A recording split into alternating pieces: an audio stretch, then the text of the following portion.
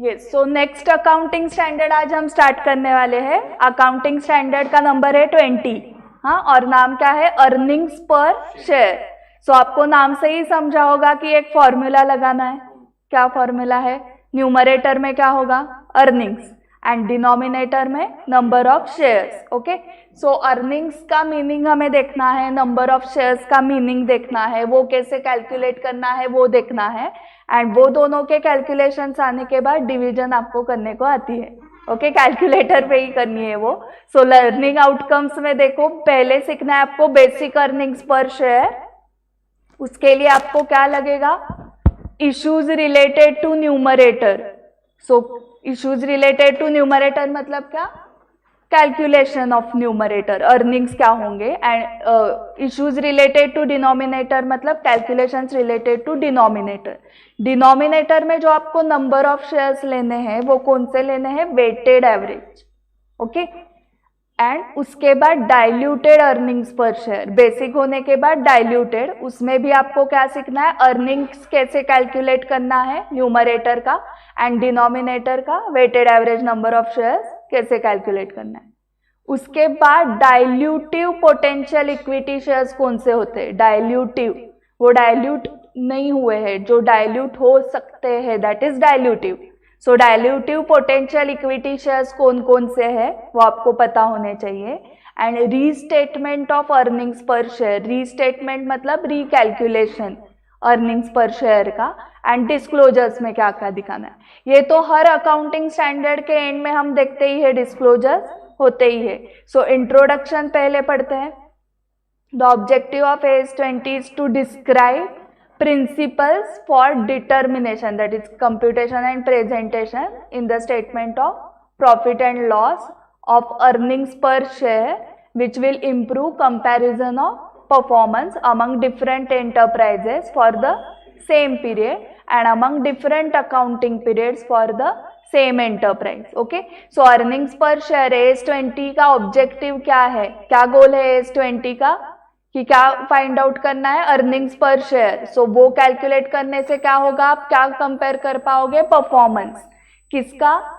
Different enterprises, okay, in same industry, या एक ही enterprise है बट उसके डिफरेंट अकाउंटिंग पीरियड्स का प्रीवियस ईयर के साथ कंपेयर करते करते आपको समझेगा अर्निंग्स पर शेयर बढ़ रहे हैं, कम हो रहे हैं, या सेम है। सो इससे किसको ज्यादा फायदा होगा? इन्वेस्टर्स, शेयर होल्डर्स को ज्यादा फायदा होगा ना, कि इन्वेस्ट करना है नहीं करना है। ओके, अभी क्या क्या करना है देखो। कंप्यूटेशन मतलब ही determination of basic and diluted EPS. So आपको एग्जाम में जो क्वेश्चंस आएंगे वो दोनों के आते हैं, आपको पता होगा। बेसिक ईपीएस भी कैलकुलेट करने को आता है, डाइल्यूटेड भी, एंड वो क्वेश्चन आपको अच्छे से पढ़ना है। स्टूडेंट्स क्या करते हैं? डाइल्यूटेड भूल जाते हैं, या कभी कभी पता है डाइल्यूटेड भी कैलकुलेट करना है बट आता ही नहीं है मैम, हमें सिर्फ बेसिक ही आता है।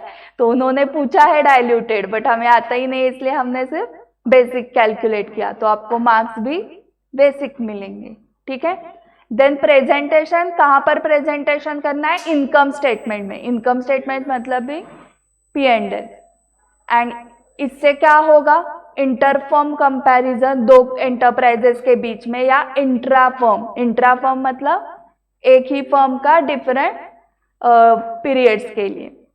अर्निंग्स पर share is a financial ratio indicating the amount of profit और loss for the period attributable to each equity share. Okay, so अगर AS20 अर्निंग्स पर शेयर जो है, सो पर शेयर के लिए हम डिनोमिनेटर में weighted average number of shares लेते हैं, तो वो कौन से शेयर्स लेते हैं? इक्विटी, प्रेफरेंस, या बोथ? हाँ, तो वो याद रखो कि इट इज, हाँ, अर्निंग्स मतलब आइदर प्रॉफिट और loss for the period attributable to each equity share. Per share मतलब per equity share. And AS20 gives computational methodology for determination and presentation of basic and diluted EPS. This accounting standard is mandatory for all companies. Okay? अभी तक के जो standards हमने देखे थे, जैसे कि AS3 देखा था, AS17, AS18, तो वो सिर्फ जो लेवल 1 एंटिटीज है एंड नॉन एसएमसीज है। नॉन एसएमसीज मतलब जो एसएमसी नहीं है। एसएमसी का full form small and medium size companies. So non SMCs मतलब बड़े लोग, ओके, लिस्टेड कंपनीज वगैरह, तो उनके लिए मैंडेटरी था। But EPS is mandatory for all companies, okay. जो नॉन कॉर्पोरेट्स है एंटिटीज मतलब sole proprietor partnership, non corporates को ये एप्लीकेबल होगा क्या? उनके केस में शेयर्स ही नहीं होते हैं ना, वो शेयर्स इशू करते ही नहीं है, तो ये सवाल ही नहीं आता। सो AS20 सिर्फ कॉर्पोरेट के केस में आएगा, correct. So this accounting standard is mandatory for all companies. However, disclosure of diluted earnings per share, both including and excluding extraordinary items, is not mandatory for SMC. So SMCs को सिर्फ basic EPS दिखाना है. Such companies are however encouraged to make these disclosures also. In consolidated financial statements, the information required by AS20 should be presented on the basis of consolidated information. So consolidated information मतलब holding plus subsidiary, joint venture, associate सबका total करके जो earnings and weighted average number of shares आएंगे वो divide करके EPS निकालना है, ठीक है। So अभी definitions, introduction समझ में आ गई। अभी डेफिनेशंस कितने हैं देखो। पहली है equity share is a share other than preference share. Preference share is a share carrying preferential rights to dividends and repayment of capital. अभी फाइनेंशियल इंस्ट्रूमेंट, तीसरी definition is any contract that gives rights to both a financial asset of one enterprise and financial liability और equity shares of another enterprise, okay. Financial instrument क्या होता है? ये contract होता है। इस कॉन्ट्रैक्ट से क्या अराइज होता है? आइदर फाइनेंशियल एसेट और फाइनेंशियल लायबिलिटी और इक्विटी शेयर, प्रेफरेंस शेयर नहीं, okay. So financial instrument contract है जिससे अराइज होता है फाइनेंशियल एसेट या फाइनेंशियल लायबिलिटी या इक्विटी शेयर। अभी फाइनेंशियल एसेट मतलब क्या एंड फाइनेंशियल लायबिलिटी मतलब क्या? तो financial asset is any asset that is cash or a contractual right to receive cash or another financial asset from another enterprise. So contractual right to receive cash. So आपने अगर credit sales किए हैं तो आपका because of that sale contract आपका right है to receive cash from the customer. तो debtors क्या हुए? Financial asset, okay? A contractual right to receive cash और another financial asset. Another financial asset आप एग्जाम्पल ले सकते हो बिल्स रिसीवेबल का, ओके।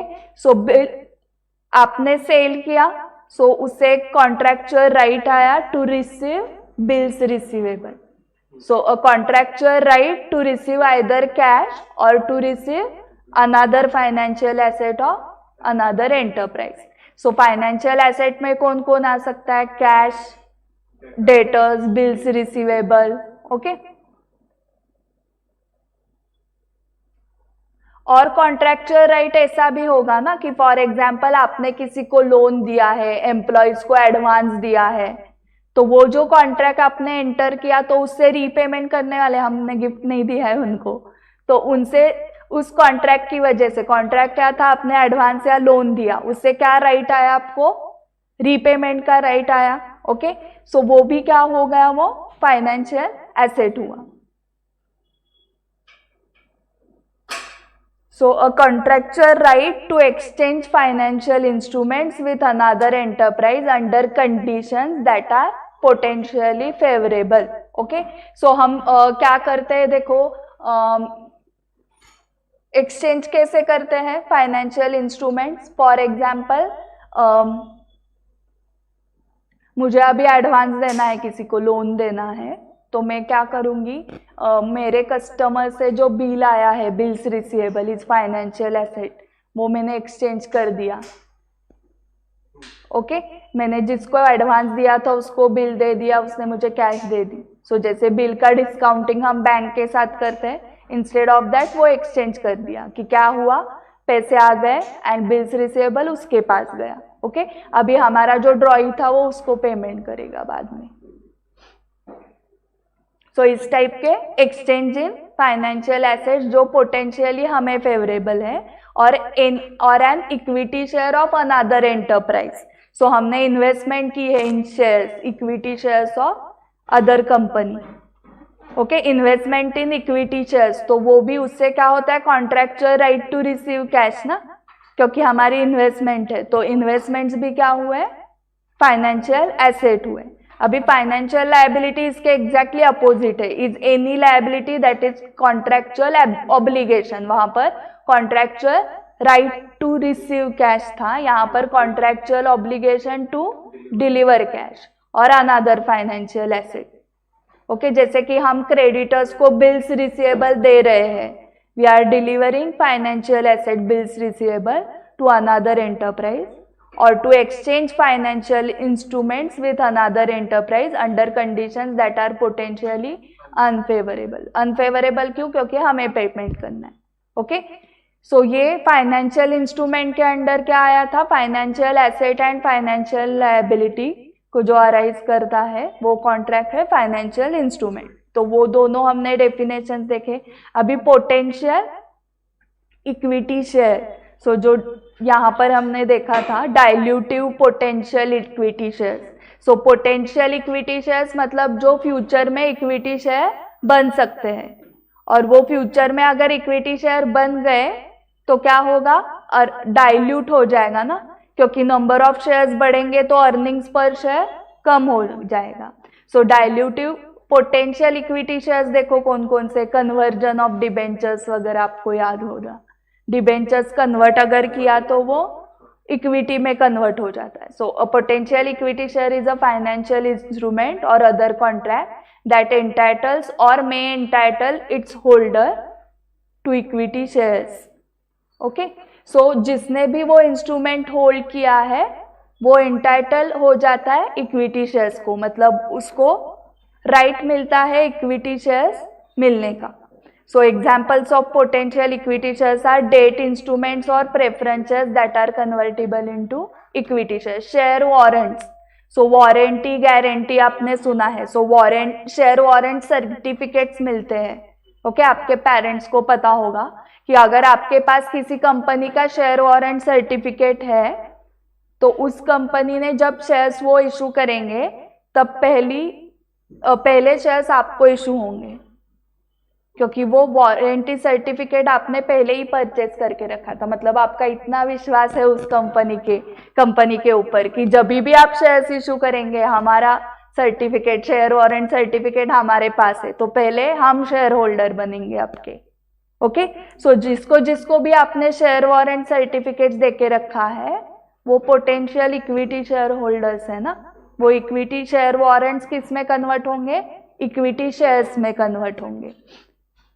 देन थर्ड ऑप्शंस, हाँ, including employ stock option plans under which employees of an enterprise are entitled to receive equity shares as part of their remuneration and other similar plans. कौन से भी options including ESOP जो equity shares में convert हो सकते हैं.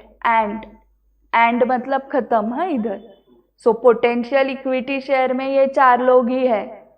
Okay, ये examples 4 दिए हैं, इतने आपको याद रखने हैं फॉर पोटेंशियल इक्विटी शेयर्स.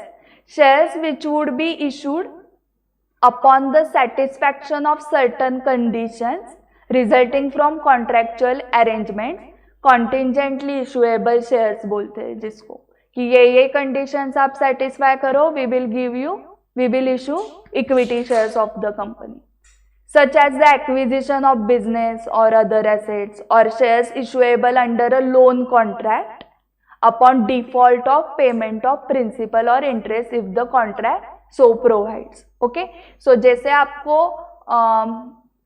हमने लोन लिया बैंक से वगैरह तो हम सिक्योरिटी देते हैं हमारा एसेट. ओके, सो वैसे ही जैसे हम लैंड, बिल्डिंग, गोल्ड देते हैं एज अ सिक्योरिटी, वैसे ही हम शेयर्स भी दे सकते हैं एज अ सिक्योरिटी. तो वो क्या हो गए, कॉन्टिजेंट हो गए ना, कि अगर हमने आपसे लिया हुआ लोन रीपे नहीं किया तो हम क्या करेंगे, हमारे शेयर्स आपको इशू करेंगे, तो वो कॉन्टिजेंट है। कॉन्टिजेंट मतलब नॉट फिक्स। ओके, तो ये भी क्या है, पोटेंशियल इक्विटी शेयर है। सो क्या क्या हुआ है, convertible debentures, preference shares, share warrants, ESOPs and ये हाँ contingently issuable shares. So note देखो क्या है, a partly paid up share where the holder is not entitled to dividend is treated as a potential equity share for the purpose of computing diluted EPS. So partly paid up shares को भी potential equity shares में ही लेना है, जिस which the shares which are not entitled to dividend. Okay, कुछ partly paid up shares को dividend apply होता है तो वो नॉर्मल शेयर्स में आएंगे, वो पोटेंशियल इक्विटी शेयर्स में नहीं आएंगे। नेक्स्ट डेफिनेशन शेयर वारंट्स और ऑप्शंस की है, are financial instruments that give the holder the right to acquire equity shares. Fair value is the amount for which an asset could be exchanged और a liability settled between knowledgeable willing parties in an arm's length transaction. Okay, मतलब क्या होना चाहिए, दो parties which are उनको knowledge है जो भी वो ट्रांजैक्शन कर रहे हैं and they are interested also. Okay, so share market का नॉलेज होना चाहिए आपको इंटरेस्ट भी होना चाहिए। इंटरेस्ट मतलब मुझे ये शेयर सेल करना है, I am willing to sell that share, and another party का क्या इंटरेस्ट चाहिए, I am willing to purchase that share. तो वो दो पार्टीज क्या हुए, नॉलेजेबल भी है, they are willing to do transaction and arms length transaction मतलब जो भी मार्केट रेट चल रहा है उस पे आपका ट्रांजैक्शन होगा। ओके, सो उस प्राइस को हम क्या बोलते हैं, फेयर वैल्यू बोलते हैं। ओके, वो दो लोग कौन होने चाहिए, रिलेटेड अगर है, रिलेटिव्स है तो क्या होगा, फेयर वैल्यू नहीं होगी। ओके, सो सारी जगह पे फेयर वैल्यू की यही डेफिनेशन है, correct. Okay, so last definition है बेसिक अर्निंग्स पर शेयर। डेफिनेशन नहीं है वो, एक्चुअली डेफिनेशन यहाँ पर ही खत्म हो रहा है। Equity share, preference share, financial instrument, financial asset, financial liability, potential equity share, share warrants और ऑप्शन एंड फेयर वैल्यू। अभी वो फॉर्मूला है, वो डेफिनेशन नहीं है। सो बेसिक अर्निंग्स पर शेयर कैसे कैलकुलेट करना है, नेट प्रॉफिट और net loss attributable to equity share holders. So equity share holders के लिए कौन सा नेट प्रॉफिट बचता है, after giving interest, tax, preference, dividend, ये सब देने के बाद जो प्रॉफिट बचता है that is attributable to equity share holders. वो न्यूमरेटर में आएगा एंड डिनोमिनेटर में क्या आता है, weighted average number of equity shares outstanding during the period. Outstanding मतलब इशूड।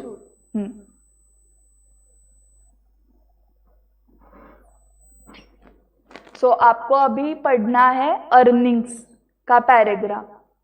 ओके, मैं 5 मिनट दे रही हूं आपको पढ़ने के लिए। हाँ, ये पूरा पैराग्राफ 5.3। ओके,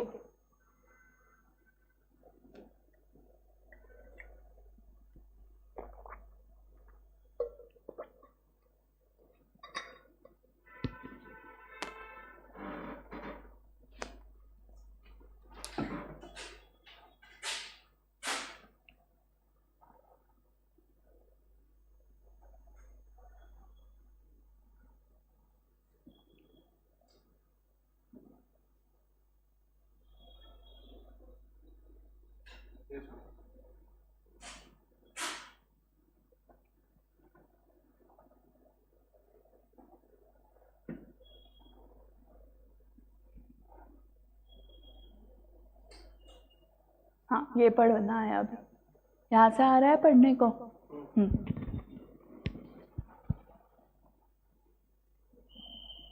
मैं 5 मिनट पढ़ने के लिए देती हूँ एंड देन मैं क्वेश्चंस पूछती हूँ।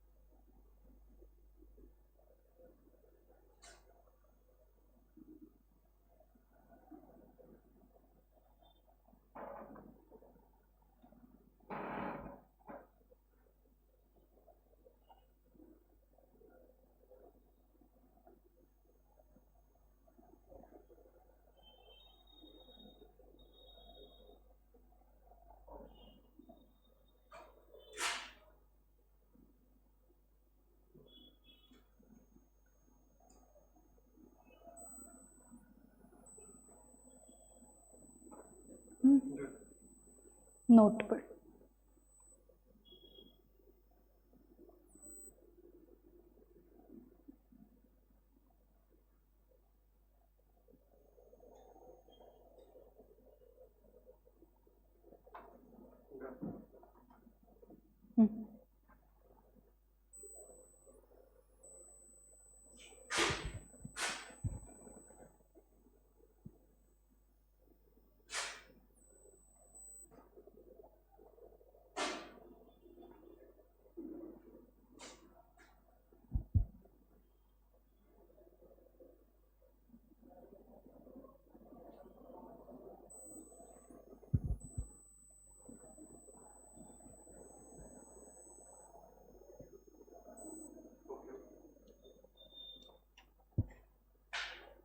ऑनलाइन स्टूडेंट्स हो गया क्या पढ़ के?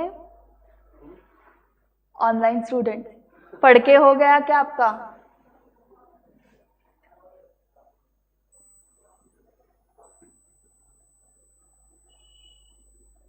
सो अभी हम न्यूमरेटर देख रहे हैं ना, अर्निंग्स में क्या क्या लेना है। तो अर्निंग्स में हमने क्या देखा था कि द प्रॉफिट और loss which is attributable to equity share holders. Okay, so ये जो आपने अभी पढ़ा ए बी वगैरह, तो यही नीचे दिया है क्या टेबल फॉर्म में। सो रिवीजन करते वक्त ये ए बी पढ़ने की जगह हम क्या पढ़ेंगे? टेबल। ओके, ए बी में प्रेफरेंस डिविडेंड रिलेटेड दिया है एंड यहाँ पर वो सब टैक्स वगैरह कौन कौन से ये एक्स्ट्रा, ये जो पैराग्राफ है वो पूरा टेबल में दिया है। सो आपको क्या क्या डिडक्ट करना है? टैक्स, टैक्स में दोनों करंट है डिफर्ड, करेक्ट। AS5 हमने अभी तक किया नहीं है, बट AS5 ने जो कुछ आपको गाइडेंस दिया उसको सिर्फ फॉलो करना है, ऐसे याद रखो। AS5 जो बोल रहा है वो भी सब करना है। उसके बाद प्रेफरेंस डिविडेंड में दो आता है, cumulative, non cumulative. Non cumulative मतलब डिविडेंड एवरी ईयर पे करना है, non cumulative. Okay, so every year dividend आप पे करते हो, तो उस केस में कब वो माइनस करना है अर्निंग से? Only if it has been provided in the books. Books में प्रोवाइड किया है प्रेफरेंस डिविडेंड तो ही माइनस करना है। एंड क्यूमुलेटिव मतलब वो directly at the time of redemption of preferences आप डिविडेंड पे करते हो, एवरी ईयर आप डिविडेंड पे नहीं करते हो। Okay, so irrespective whether or not the dividend has been provided for in the books, आपको क्या करना है? क्यूमुलेटिव प्रेफरेंसेस का डिविडेंड जो है वो माइनस करना है। ओके, सो क्यूमुलेटिव में उन्होंने क्या दिया था, देखो यहाँ पर the amount of preference dividend for the period does not include the amount of any preference dividend for cumulative preferences paid or declared during the current period in respect of previous period. Previous period का dividend current year में पे किया है तो वो consider नहीं करना है, सिर्फ करंट ईयर का कंसिडर करना है। ओके, करंट ईयर में अगर आपने प्रीवियस ईयर का पेमेंट किया है डिविडेंड, या प्रीवियस ईयर का डिविडेंड डिक्लेयर किया है, तो वो कंसिडर नहीं करना है। प्रेफरेंस डिविडेंड सिर्फ करंट ईयर का होना चाहिए, पिछले साल के नहीं होने चाहिए। ओके, एंड वो बुक्स में प्रोवाइड किया क्या, नहीं किया क्या, तो भी आपको माइनस करना है।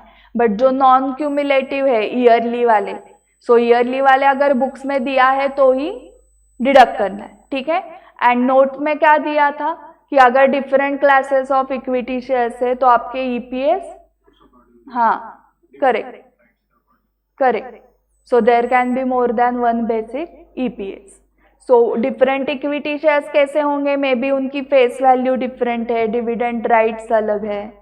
ओके, सो डिफरेंट क्लासेस होंगे। अभी सीए इंटर लेवल पे इतना वो नहीं, आपको अलग अलग ईपीएस वगैरह, एक कंपनी का एक ही ईपीएस होता है ओके एग्जाम में, बट रियल लाइफ में क्या लगता है आपको, हो सकते हैं। हाँ,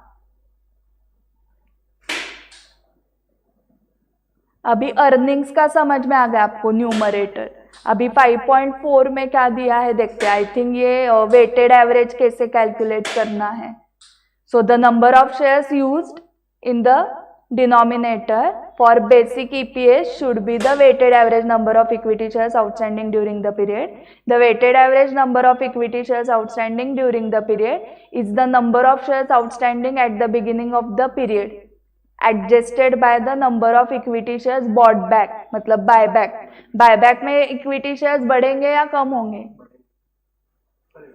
हाँ, हम फिर से ले रहे हैं ना शेयर्स, मतलब कम कर रहे हैं. और issued during the period multiplied by a time weighing factor. और बीच में ही आपने शेयर्स इशू किए, राइट इशू किया, बोनस दिया, बोनस शेयर्स दिए, तो उससे क्या होगा? शेयर्स बढ़ेंगे. सो शेयर्स कम होने का एक ही है बायबैक, बाकी सबसे तो बढ़ने ही वाले हैं. And the time weighing factor से क्या करना है? टाइम वेटिंग फैक्टर से मल्टीप्लाई करना है. जो भी आपने ड्यूरिंग द पीरियड बायबैक किया, शेयर्स इशू किए, right issue, bonus issue. So time weighting factor कैसे फाइंड आउट करोगे? Number of days the shares are outstanding divided by the number of days in the period. Generally 365 days होंगे denominator में, and numerator में कितने भी हो सकते हैं. हाँ हाँ. एंड डेज बोला है, मंथ्स बोला है क्या? हाँ. Although the standard defines the time weighting factor as being determined on daily basis, it acknowledges that a reasonable approximation of the weighted average is adequate in many circumstances. So months के लिए भी वो allow कर रहे हैं, AS20 हमें allow कर रहा है. Okay, approximate calculation is also allowed. So approximation months में कैलकुलेट आपने किया तो भी चलेगा. सो इलस्ट्रेशन 1 में आपको कैलकुलेट करना है weighted number of shares. Okay, so 1 Jan को क्या था आपके पास? Balance at the beginning of the year 1800. ये नंबर ऑफ शेयर्स हुए. सो इनका ईयर एंड 31 दिसंबर है या 31 मार्च है?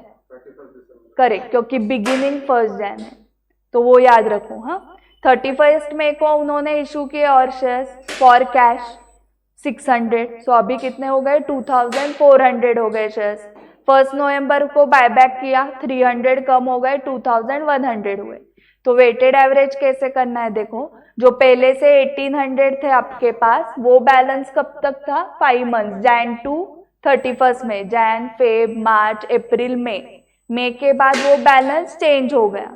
सो 1800 शेयर्स आपके पास 5 मंथ्स के लिए थे, प्लस 2400 शेयर्स 1 जून से कैलकुलेट करना है. सो जून, जुलाई, अगस्त, सितंबर, अक्टूबर. अगेन 2400 शेयर्स आपके पास 5 मंथ्स के लिए थे, एंड फिर 2100 शेयर्स आपके पास 2 मंथ्स के लिए थे. ओके, सो वो सब कैलकुलेशन आपको समझा कैसे करना है. तो 2100 शेयर्स आ गए as a weighted average number of shares. और एक मेथड देखो कैसी करनी है कि जो पहले 1800 शेयर्स थे वो मेरे पास पूरे साल थे 12 मंथ्स के लिए. ओके, उसके बाद जो 600 शेयर्स थे वो मेरे पास 7 मंथ्स के लिए थे. ओके, तो वो प्लस किया है, एंड बायबैक वाला लेस, 300 शेयर्स फॉर 2 मंथ्स, तो वो माइनस करना है. इससे भी क्या होगा? 2100 ही आएगा. ओके, सो आइदर आप बैलेंस निकालो, नहीं तो हर ट्रांजैक्शन का देखो वो शेयर कितने मंथ्स के लिए आपके पास थे, बट बायबैक के टाइम माइनस करना है, वो याद रखो, नहीं तो वो भी प्लस हो जाएगा. In most cases shares are included in the weighted average number of shares from the date the consideration is receivable. For example, तो ये क्वेश्चन आता है हाँ EPS का, एक थ्योरी क्वेश्चन है ये. In most cases shares are included in the weighted average number of shares from the date the consideration is receivable. So यहाँ पर जो डेट्स है ना वो दिए थे, बट आगे वो बोल रहे हैं कि ये डेट्स कैसे कैलकुलेट करना है. मतलब कौन से डेट से आप मानोगे कि ये वेटेड एवरेज में इंक्लूड करना है शेयर, कौन से डेट से? So for equity shares issued in exchange for cash अगर है तो उस केस में कौन सी date? When the cash is receivable, not received. Okay, receivable. Second is equity shares issued as a result of the conversion of a debt instrument to equity shares are included as of the date of conversion लेनी है. Then third, equity shares issued in lieu of interest और principal on other financial instruments are included as of the date interest ceases to accrue, मतलब convert हो रहा है ना वो. Then next, equity shares मतलब हमने loan and interest repayment cash में नहीं किया, इंस्टेड ऑफ दैट हमने शेयर्स इशू की. तो जिस दिन इंटरेस्ट एक्रूअल सीज हो जाएगा, खत्म हो जाएगा, एंड हो जाएगा, उस डेट को हम लेंगे इक्विटी शेयर्स इशूड किए, उस डेट से हम उसको वेटेड एवरेज कैलकुलेशन में लेंगे. Then equity shares issued in exchange for the settlement of a liability of the enterprise are included as of the date the settlement becomes effective.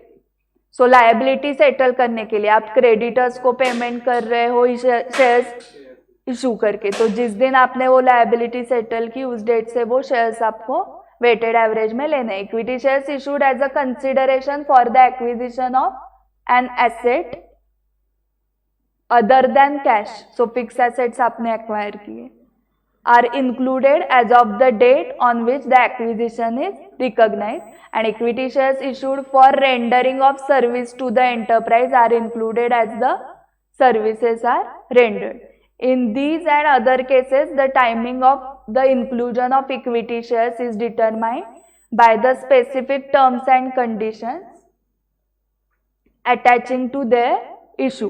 So ये 6 situations छोड़ के जो भी उस कॉन्ट्रैक्ट में specific terms conditions दिए हैं उस हिसाब से आपको वो डेट कैलकुलेट करनी है. ठीक है. Due consideration should be given to the substance of any contract associated with the issue. So जो भी इशू ऑफ शेयर्स के साथ जो भी कॉन्ट्रैक्ट अटैच्ड है उस कॉन्ट्रैक्ट में जो भी टर्म्स दिए उसको कंसिडर करो इन शॉर्ट.